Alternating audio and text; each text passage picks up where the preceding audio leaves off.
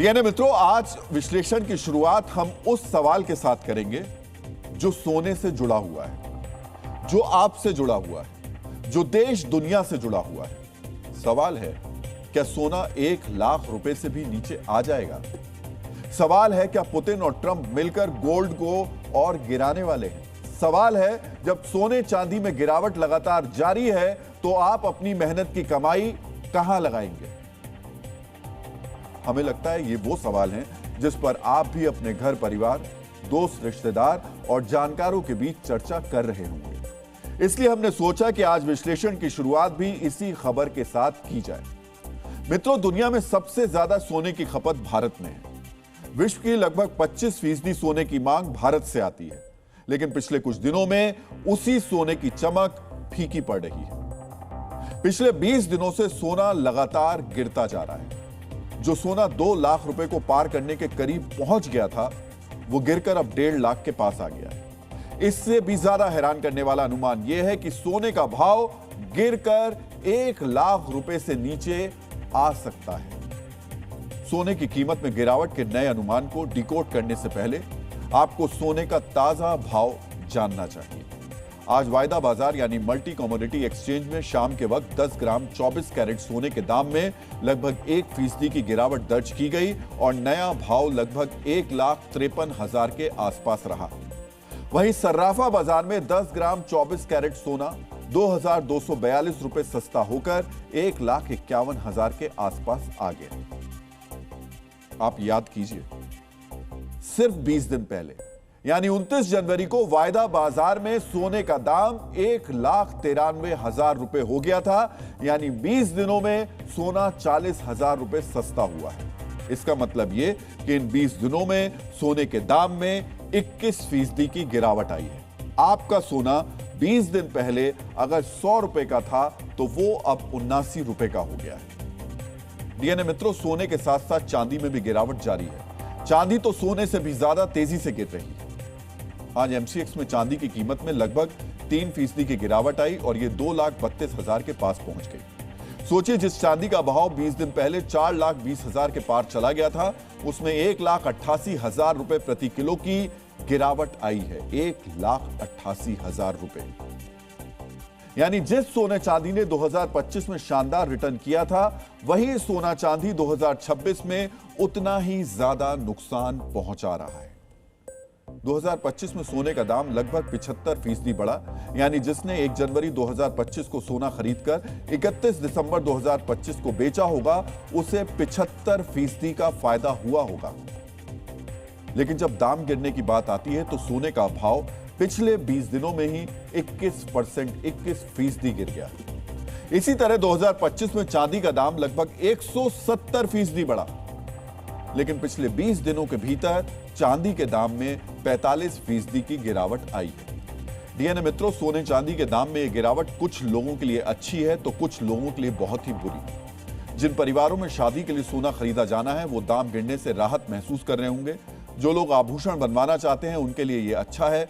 महंगा होने की वजह से जिन ज्वेलर्स की दुकान से ग्राहक गायब हो गए थे, उन्हें भी इससे फायदा मिलेगा। लेकिन जिन लोगों ने गोल्ड में निवेश किया है, डिजिटल गोल्ड खरीदा है, उनके लिए यह बहुत बड़ा झटका है। बहुत से लोग पिछले कुछ महीने के भीतर शेयर बाजार छोड़कर सोने और चांदी में निवेश करने लगे थे। उनके लिए यह खबर किसी झटके से कम नहीं है। जिन परिवारों में पहले से बहुत सारा सोना है, उनके लिए भी सोने का भाव घटना अच्छी खबर नहीं है। डीएनए मित्रों, ऐसा नहीं है कि सोना सिर्फ भारत में सस्ता हो रहा है। विदेशी बाजार में भी कमोवेश यही हाल है। अंतर्राष्ट्रीय बाजार में सोना फिलहाल $5,000 प्रति औंस के नीचे बिक रहा है। आखिर सोने में यह गिरावट क्यों आ रही है और क्यों कहा जा रहा है कि सोने के दाम 1 लाख के नीचे आ सकते हैं?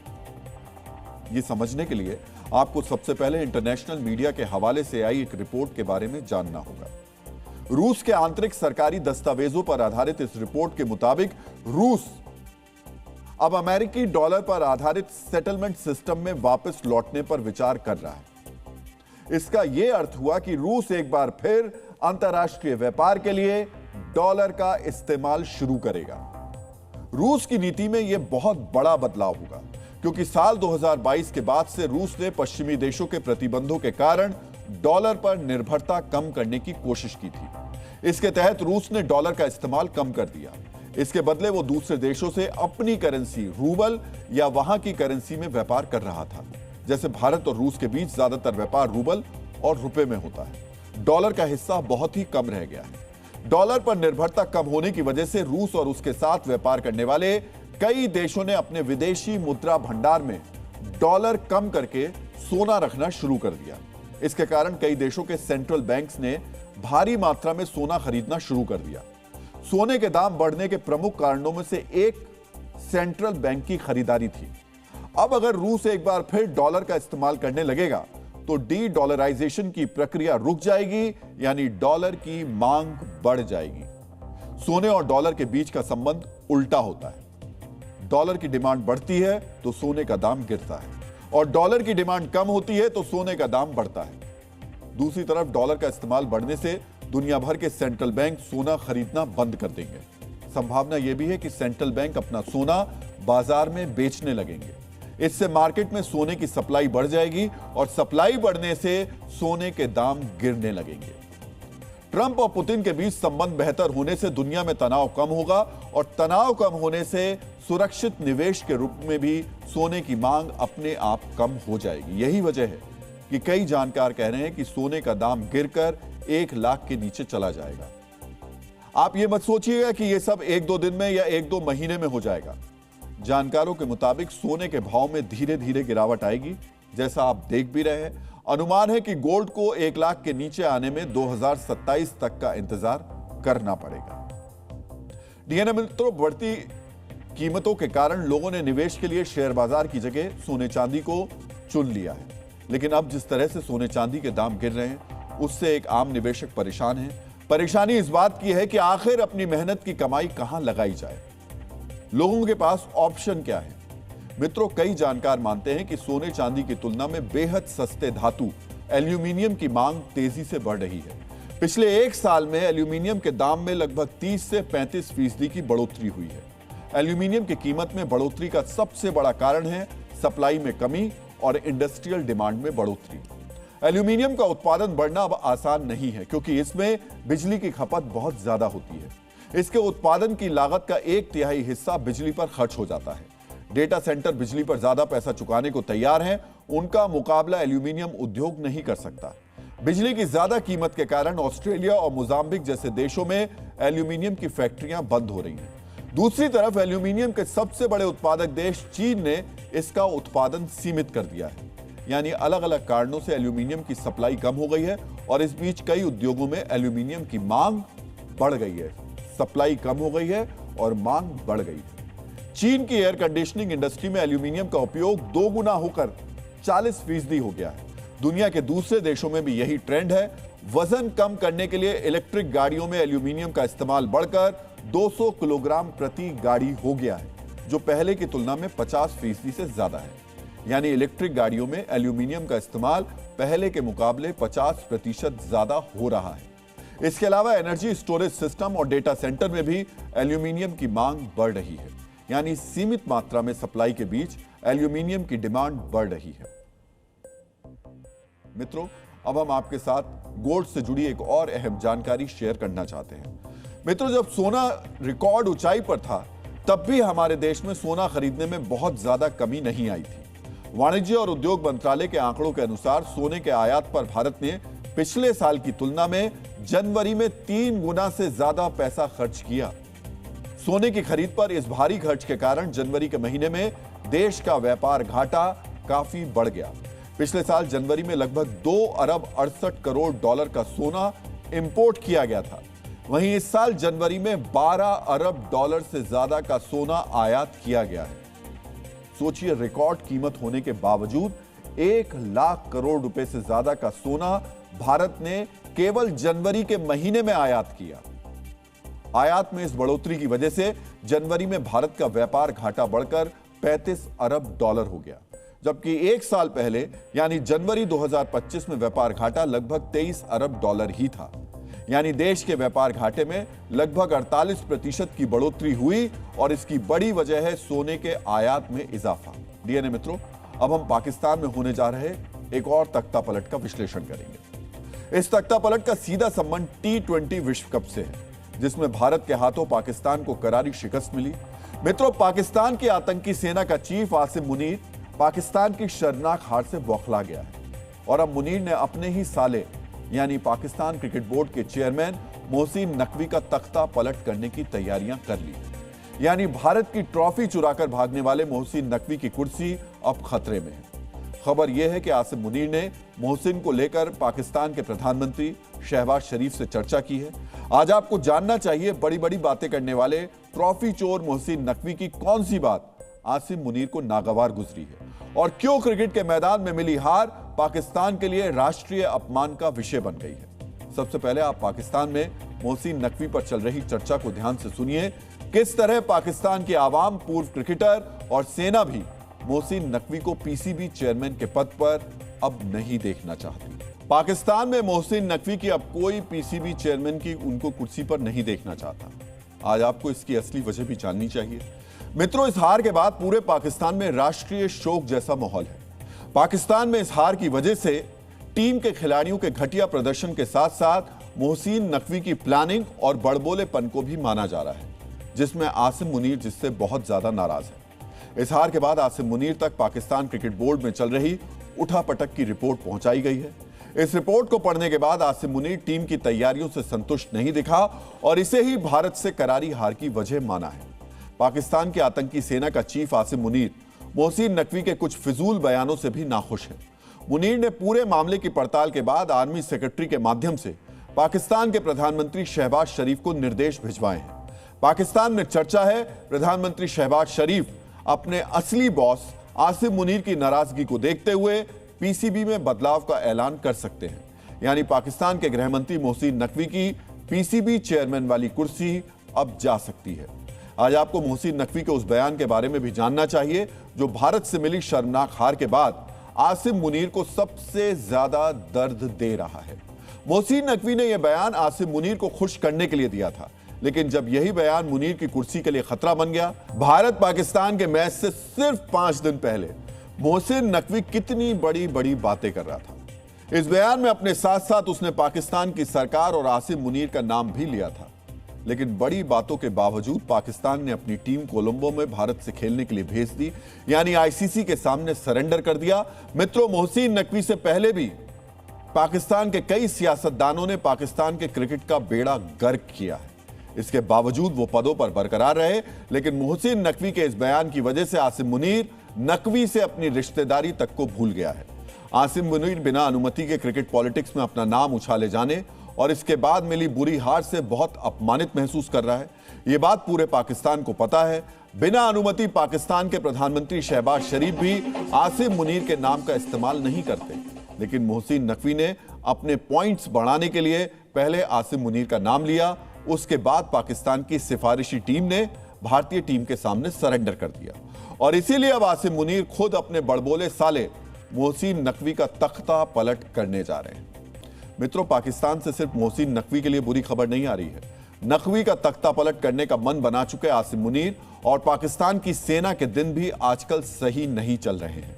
बलोचिस्तान से लेकर खैबर पख्तूनवा तक पाकिस्तान के सैनिकों पर बागी भारी पड़ रहे हैं।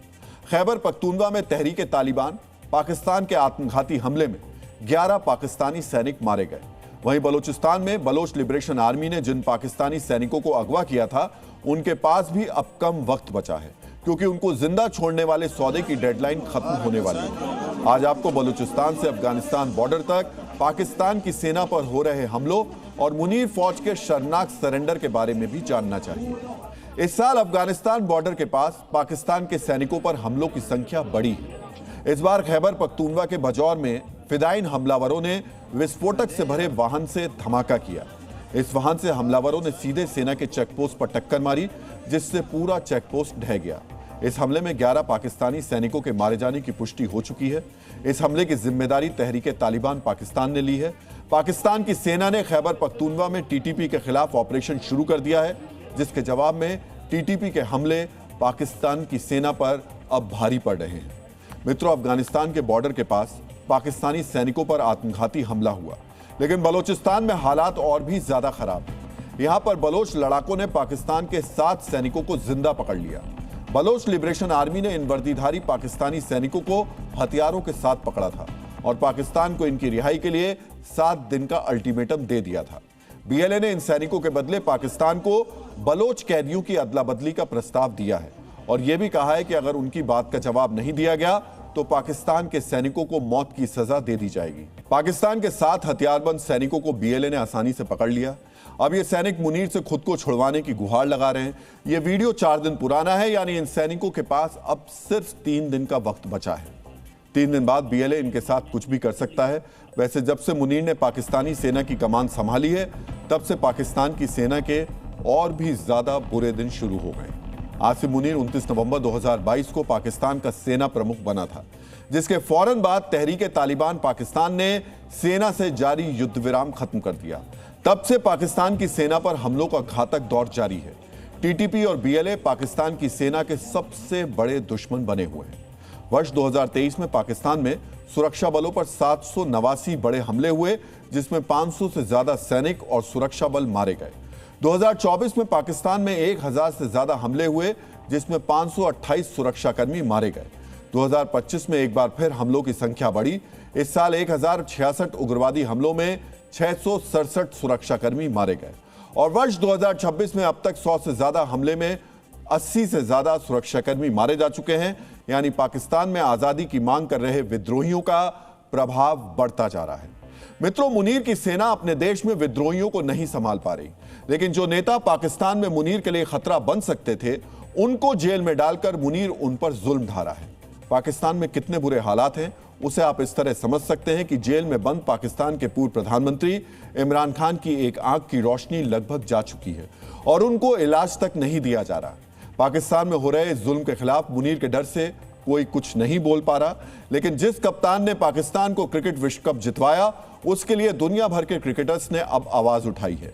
इमरान खान के समर्थन में क्रिकेट के 14 पूर्व कप्तानों ने पाकिस्तान के प्रधानमंत्री शहबाज शरीफ को चिट्ठी लिखी है, जिसमें इमरान खान का इलाज करवाने की मांग की गई है।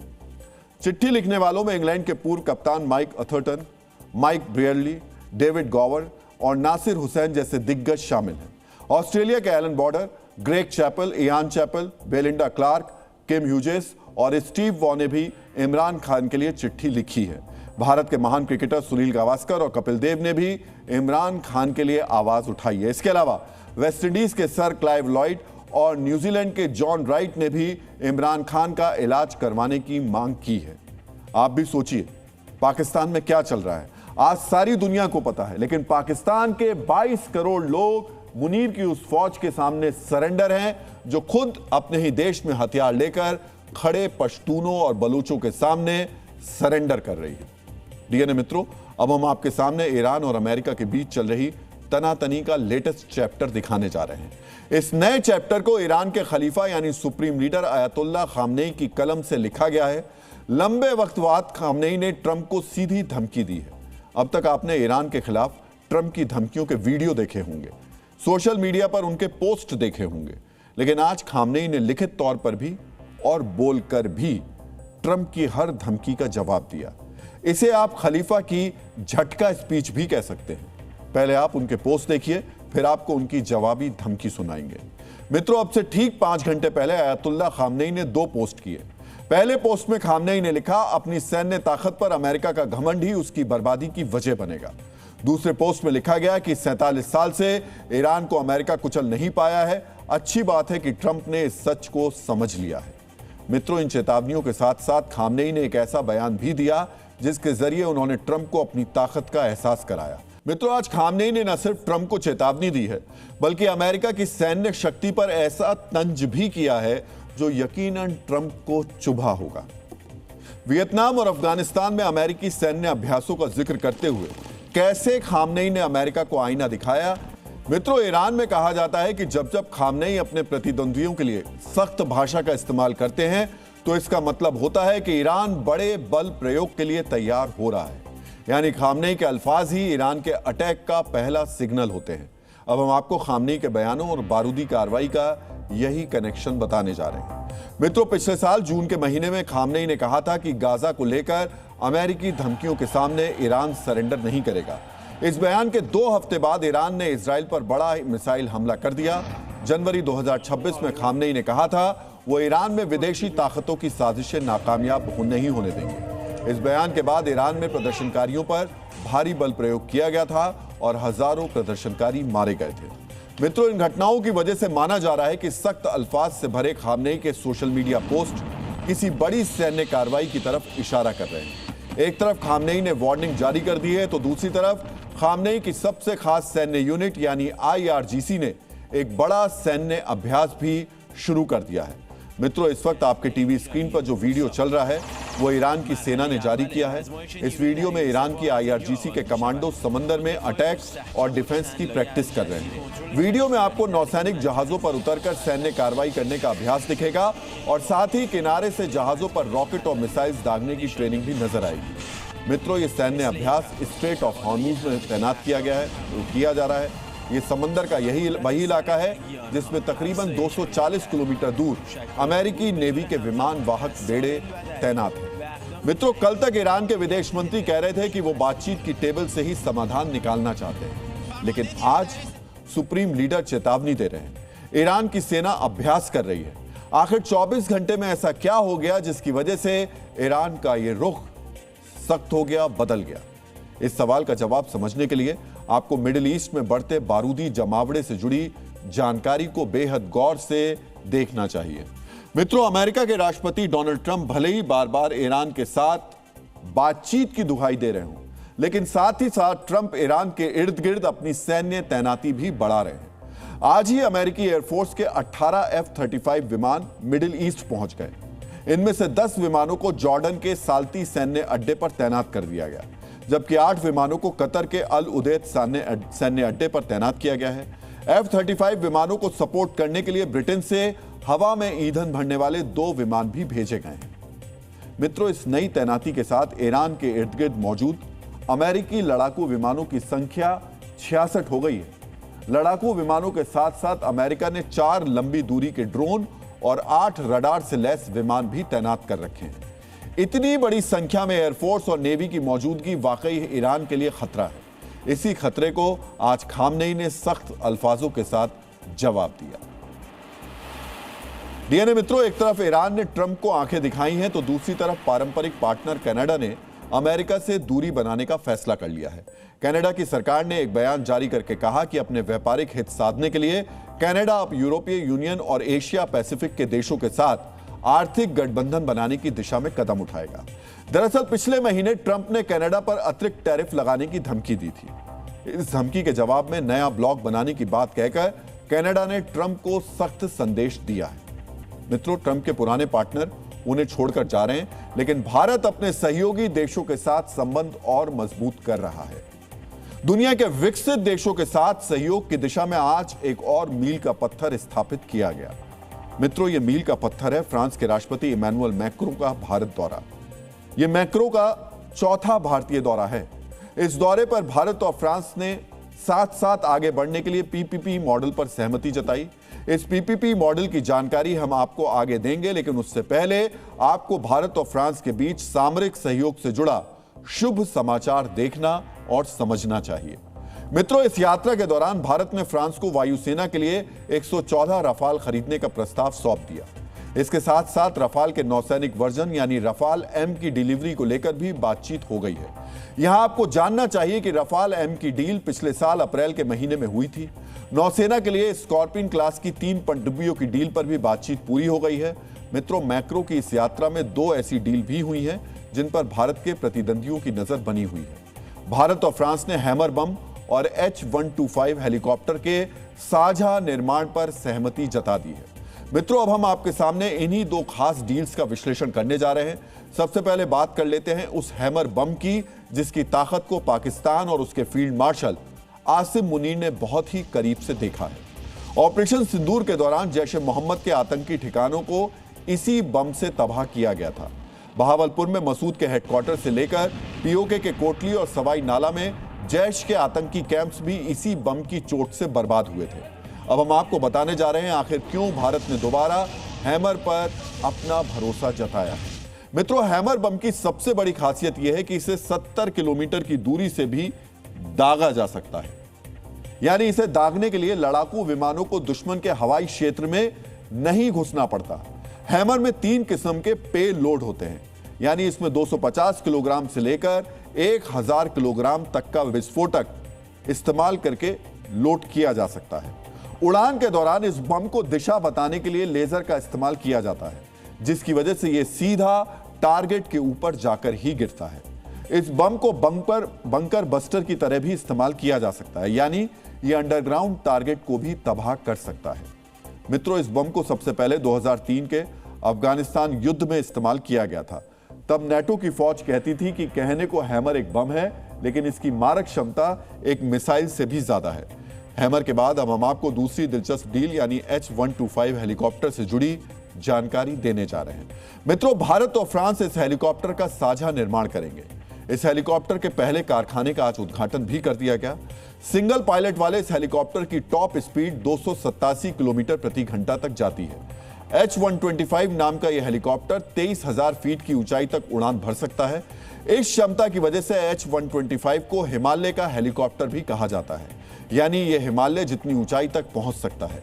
इस हेलीकॉप्टर की सबसे बड़ी खासियत यह है कि जरूरत पड़ने पर हथियार लगाकर इसे एक मिलिट्री हेलीकॉप्टर की तरह भी इस्तेमाल किया जा सकता है। मित्रों, भारत और फ्रांस के बीच हुई इस सामरिक पार्टनरशिप ने सहयोग के नए दौर का आगाज किया है। इस साझेदारी के फ्यूचर फ्रेमवर्क यानी भविष्य को लेकर क्या सहमति बनी, यह समझने के लिए आपको प्रधानमंत्री मोदी के भाषण का एक महत्वपूर्ण हिस्सा ध्यान से सुनना चाहिए। राष्ट्रपति मैक्रो और मैंने वर्ष 2026 को India France year of innovation के रूप में सेलिब्रेट करने का निर्णय किया है। भारत और फ्रांस ने अनेक स्ट्रेटेजिक टेक्नोलॉजी सेक्टर्स में मिलकर काम किया है। इससे हमारा जो आपसी भरोसा मजबूत हुआ है, उसने हमारे रिश्तों को स्पेशल ग्लोबल स्ट्रेटेजिक पार्टनरशिप के अहम पड़ाव तक पहुंचाया है। मित्रों, भारत और फ्रांस ने पीपीपी मॉडल पर सहयोग का फैसला किया है। इस पीपीपी का अर्थ है पीपल, प्लैनेट और पार्टनरशिप, यानी नागरिकों के विकास से लेकर सुरक्षा और पर्यावरण से जुड़े मुद्दों पर भारत और फ्रांस एक साथ आगे बढ़ेंगे और सामरिक गठजोड़ के नए अध्याय लिखते जाएंगे। मित्रों, मैक्रो की भारत यात्रा के दौरान डिप्लोमेसी ऑन व्हील्स यानी गाड़ी में संवाद की एक तस्वीर भी सामने आई। लोक भवन में साझा प्रेस कॉन्फ्रेंस के बाद मैक्रो को इंडिया फ्रांस इनोवेशन फोरम नाम के एक कार्यक्रम में जाना था। इस सफर के लिए प्रधानमंत्री मोदी ने मैक्रो को अपनी कार में बैठाया और उन्हें आयोजन स्थल तक ले गए। मित्रों, कूटनीति की दुनिया में कहा जाता है, जब दो बड़े नेता एक साथ एक ही कार में बैठकर सफर करें तो इसका मतलब है न सिर्फ वो दोनों नेता बल्कि उनके देश भी एक दूसरे के काफी करीब आ चुके हैं।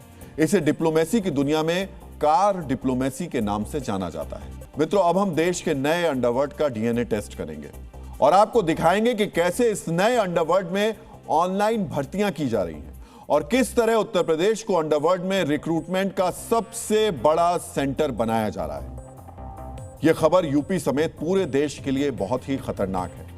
मित्रों, अपराध की दुनिया का सरगना बनने की ख्वाहिश रखने वाला लॉरेंस बिश्नोई देश के कानून व्यवस्था के लिए खतरा बन रहा है। लॉरेंस जेल में बंद है, लेकिन उसके गुर्गे मुंबई से लेकर कनाडा तक लोगों को डरा रहे हैं, फायरिंग और हत्या कर रहे हैं। आज हम लॉरेंस के डर और दहशत वाले उस नेटवर्क को डिकोड करेंगे जिसमें यूपी के कट्टेबाजों का योगदान सबसे ज्यादा है। 1 फरवरी को मुंबई में फिल्म निर्देशक रोहित शेट्टी के घर पर हुई फायरिंग के मामले में पुलिस ने अब तक 12 बदमाशों को गिरफ्तार किया है। 5 गैंगस्टर्स की गिरफ्तारी पुणे से हुई।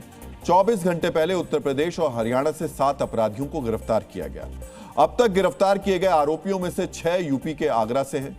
सोचिए, फायरिंग हुई मुंबई में और बदमाशों को कनेक्शन निकला 1230 किलोमीटर दूर आगरा से। आगरा के 6 बदमाशों की गिरफ्तारी से यह सवाल उठ रहे हैं, क्या अंडरवर्ल्ड का रास्ता यूपी से होकर जाता है? इस सवाल के जवाब से पहले रोहित शेट्टी के घर फायरिंग करने वाले उन शूटर्स के बारे में जान लीजिए जिनका आगरा से कनेक्शन है। 24 साल का दीपक, 23 साल का सन्नी, 23 साल का सोनू, 22 साल का ऋतिक, 26 साल का विष्णु, 24 साल का जतिन। गिरफ्तार किए गए सभी आरोपियों की उम्र देखी आपने, 22 से 26 साल के बीच के नौजवान हैं। अब जो हम आपको बताने जा रहे हैं उसे और भी ध्यान से सुनिएगा। ये सभी आगरा के बाहा थाने के बिजौली गांव के रहने वाले हैं। और सुनिए, सभी आपस में दोस्त हैं, इनके घर भी आसपास ही हैं। एक अन्य आरोपी विशाल उत्तर प्रदेश के इटावा का रहने वाला है। इसलिए बार बार यह सवाल उठ रहा है, क्या उत्तर प्रदेश लॉरेंस गैंग के लिए रिक्रूटमेंट हब बन गया है? इस बड़े सवाल पर हम विस्तार से चर्चा करेंगे, लेकिन पहले आपको बताते हैं जो 6 बदमाश पकड़े गए वो लॉरेंस गैंग में कैसे शामिल हुए। 9 जून 2025 को पुलिस ने प्रदीप शर्मा उर्फ गोलू पंडित को आगरा से गिरफ्तार किया। प्रदीप ने राजस्थान के श्रीगंगानगर में कारोबारी पर जानलेवा हमला किया। यह अटैक लॉरेंस गैंग ने कराया था। अब जांच में यह तथ्य सामने आया है कि रोहित शेट्टी के घर फायरिंग के केस में गिरफ्तार आरोपी विष्णु शूटर प्रदीप के संपर्क में था। प्रदीप ने विष्णु को नए लड़कों को रिक्रूट करने का ऑर्डर दिया था। उसके बाद विष्णु ने अपने दोस्तों को गैंग में शामिल कराया। गिरफ्तार आरोपियों में दीपक मेन शूटर था। उसी ने रोहित शेट्टी के घर पर गोलियां चलाई। सन्नी और सोनू ने रेकी की थी। ऋतिक ने फायरिंग के बाद आरोपियों को छिपने में मदद की थी। यानी आगरा में लॉरेंस का रिक्रूटमेंट सेंटर पहले से एक्टिव था। इन्हीं एजेंट्स के जरिए लॉरेंस गैंग ने नए शूटर्स को रिक्रूट किया था। मित्रों, पुलिस के मुताबिक आगरा में अब तक लॉरेंस गैंग से जुड़े 15 से 17 बदमाशों को गिरफ्तार किया गया है। सोचिए, आगरा शहर में लॉरेंस गैंग का नेटवर्क कितना मजबूत है। नेटवर्क में शामिल पुराने एजेंट्स नौजवानों को पैसे का लालच देते हैं और पिस्तौल थमा देते हैं। मित्रों, सिर्फ आगरा ही नहीं, उत्तर प्रदेश के 26 युवकों पर पुलिस की नजर है। शक है ये सभी लॉरेंस गैंग से जुड़े हुए हैं। सवाल यह है कि लॉरेंस तो जेल में बंद है, उसकी क्राइम कंपनी का हेडक्वार्टर पंजाब में रहा है, फिर वो उत्तर प्रदेश में अपना रिक्रूटमेंट सेंटर कैसे चला रहा है? इसका जवाब है social media. Lawrence gang social media के जरिए ऐसे युवाओं को गैंग में भर्ती कर रहा है जिनका पुराना आपराधिक रिकॉर्ड नहीं हो। सोशल मीडिया पर लॉरेंस गैंग से जुड़े कई पेज, ग्रुप और प्रोफाइल्स बने हुए हैं।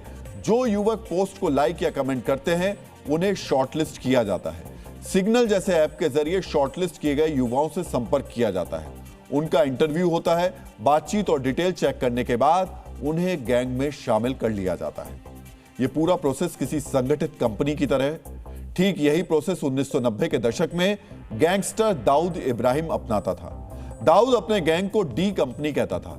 कुछ उसी तर्ज पर लॉरेंस भी क्राइम की कंपनी चला रहा है। मित्रों, जैसे दाऊद के गैंग में उत्तर प्रदेश के गैंगस्टर शामिल थे, जैसे दाऊद गैंग यूपी के शूटर्स से मुंबई में मर्डर करवाता था, वैसे ही अब लॉरेंस गैंग भी अपनी क्राइम कंपनी के लिए यूपी में शूटर सप्लाई चेन बना रहा है। दाऊद के गैंग में आजमगढ़ का अबू सलेम शामिल था।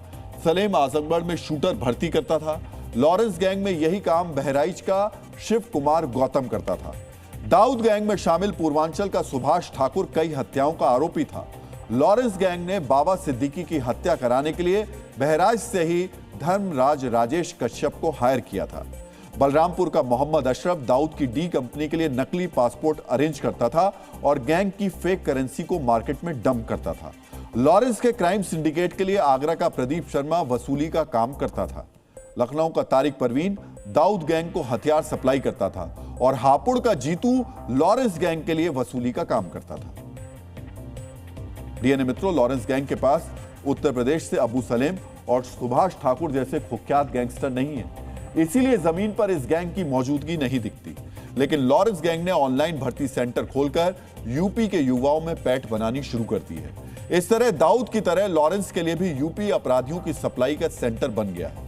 मित्रों, यूपी को लेकर दाऊद और लॉरेंस के बीच में एक और समानता है जो बहुत ही दिलचस्प है। दाऊद गैंग मुख्य तौर पर पूर्वांचल से बदमाशों की भर्ती करता था। आजमगढ़, गाजीपुर और मऊ पूर्वांचल में दाऊद गिरोह के लिए गैंगस्टर भर्ती का बड़ा सेंटर थे। लॉरेंस गैंग भी पूर्वांचल में गोरखपुर, महाराजगंज, बहराइच, गोंडा से शूटर्स को रिक्रूट करता है। पश्चिमी उत्तर प्रदेश में मेरठ, मुजफ्फरनगर और बागपत से दाऊद गैंग गैंगस्टर्स को रिक्रूट करता था। लॉरेंस गैंग आगरा, मेरठ और मुजफ्फरनगर से अपने लिए शूटर भर्ती कराता है। दाऊद गिरोह युवाओं को पैसे और ग्लैमर का झांसा देकर अपराध के दलदल में फंसाता था। लॉरेंस गैंग पैसों के साथ ही विदेश में सेटल कराने का झांसा भी देता है। यानी लॉरेंस भी यूपी के उन्हीं इलाकों में अपने लिए शूटर भर्ती कर रहा है जहां से दाऊद शूटर भर्ती करता था। फर्क सिर्फ इतना है कि लॉरेंस ने बदमाशों को भर्ती करने के लिए ऑनलाइन रिक्रूटमेंट सेंटर खोला है। मित्रों, आपको लॉरेंस और दाऊद इब्राहिम की एक और समानता भी बता देते हैं। जैसे दाऊद मुंबई से दूर विदेश में बैठकर अपना गैंग चलाता था, वैसे ही आरोप है कि लॉरेंस मुंबई से दूर जेल से गैंग ऑपरेट करता है। जैसे दाऊद दहशत फैलाने के लिए फायरिंग और मर्डर कराता था, वैसे ही लॉरेंस भी डराने के लिए फायरिंग और मर्डर कराता है। दाऊद बिल्डर्स और फिल्म प्रोड्यूसर्स से मोटी रकम वसूलता था। लॉरेंस सट्टेबाजों, बॉलीवुड स्टार्स और शराब कारोबारियों को वसूली के लिए धमकाता है। डीएनए मित्रों, शूटर्स भर्ती करने से लेकर वसूली और अपराध के दूसरे तौर तरीकों में लॉरेंस दाऊद के पैटर्न पर ही चल रहा है। लेकिन दाऊद और लॉरेंस में एक फर्क यह है कि दाऊद का गैंग मुंबई केंद्रित था, वहीं लॉरेंस गैंग का नेटवर्क देश के कई राज्यों में फैला हुआ है। गुर्गों की ऑनलाइन भर्ती इस बात का सबूत है कि गैंगस्टर भी हाईटेक हो गए हैं। मित्रों, पिछले 10 साल में ऑनलाइन कामकाज में सैकड़ों गुना बढ़ोतरी हुई है। Online interview, online meeting, online shopping, online payment, सब कुछ डिजिटल होता जा रहा है। पिछले एक दशक में पैसों के डिजिटल लेन देन में 10,000 गुना ज्यादा की वृद्धि हुई है। यही कारण है कि सरकार अब डिजिटल करेंसी को भी राष्ट्रीय स्तर पर विस्तार देने की तैयारी में है। इसके लिए नई शुरुआत सबसे निचले स्तर यानी पीडीएस से की गई है। गुजरात के गांधीनगर में केंद्रीय गृह मंत्री अमित शाह ने डिजिटल करेंसी का दूसरा पायलट प्रोजेक्ट शुरू किया। वहां ऐसी हाईटेक व्यवस्था की शुरुआत हुई जिसमें एटीएम से कैश की तरह मशीन से गेहूं, चावल या फिर चीनी निकलेगी और बदले में डिजिटल करेंसी से भुगतान करना पड़ेगा। सबसे पहले हम आपको सुनाते हैं पीडीएस को डिजिटलाइज करने के बाद गृह मंत्री ने क्या कहा। जो आज भी पिछड़े रह चुके थे, वो जिलों में 5 किलो अनाज पारदर्शिता के साथ गरीब के पास नहीं हुआ। बीच में सिस्टम का कोई बिचौलिया ये अनाज को चाव कर जाता था, मगर आज कोई उंगली भी नहीं डाल पाएगा। सीधा डिजिटल तरीके से ही उसको अपना अधिकार मिलने की व्यवस्था हो। मित्रों, सरकार का लक्ष्य हर स्तर पर समूचे देश में इसको बढ़ावा देना है। मतलब अगर आज आप डिजिटल करेंसी का प्रयोग नहीं कर रहे हैं तो आने वाले समय में आप भी इसका प्रयोग करें, ऐसी सरकार की कोशिश है। इसलिए आपको डिजिटल करेंसी की पूरी एबीसीडी जाननी जरूरी है। हम आपको बताते हैं डिजिटल करेंसी क्या है। डिजिटल करेंसी, जिसे हिंदी में ई रुपया कहा जाता है, वो आपके नोटों और सिक्कों का डिजिटल अवतार है। इसे भी भारतीय रिजर्व बैंक ही जारी करता है। इसका मूल्य आपके कागज के नोट के बराबर ही है। अभी देश में 50 पैसे से लेकर 500 रुपए तक का नोट और सिक्के की तरह डिजिटल करेंसी है। दैनिक जीवन में डिजिटल रुपए का उपयोग नोट और सिक्कों की तरह ही किया जा सकता है।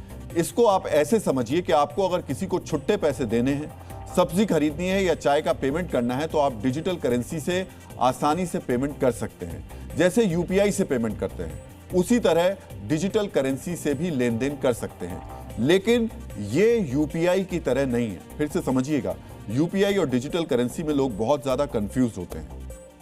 लेकिन दोनों में मूल अंतर यह है कि यूपीआई एक पेमेंट सिस्टम है, जबकि ई रुपया डिजिटल करेंसी है।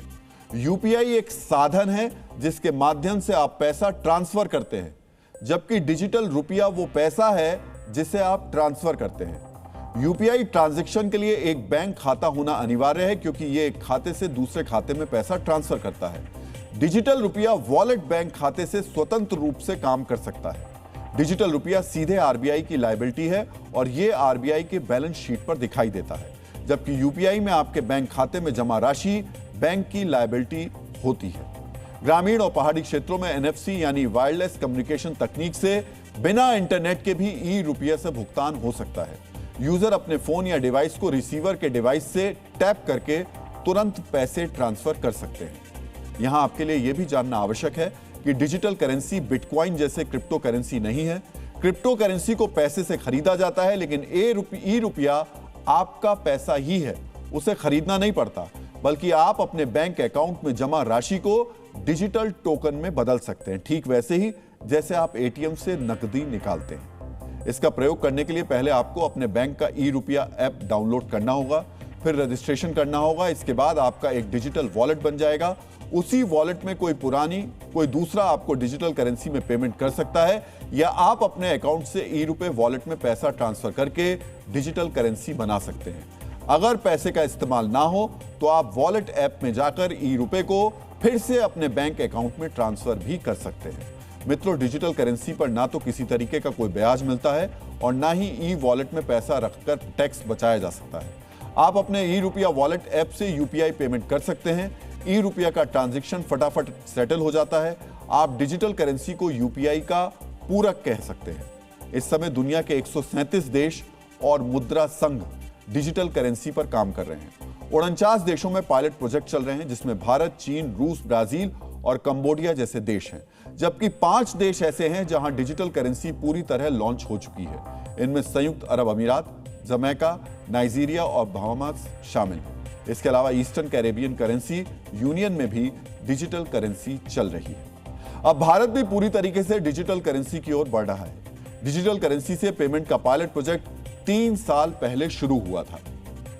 अब सरकार ने 1 दिसंबर 2022 को पहली बार डिजिटल करेंसी लॉन्च की थी।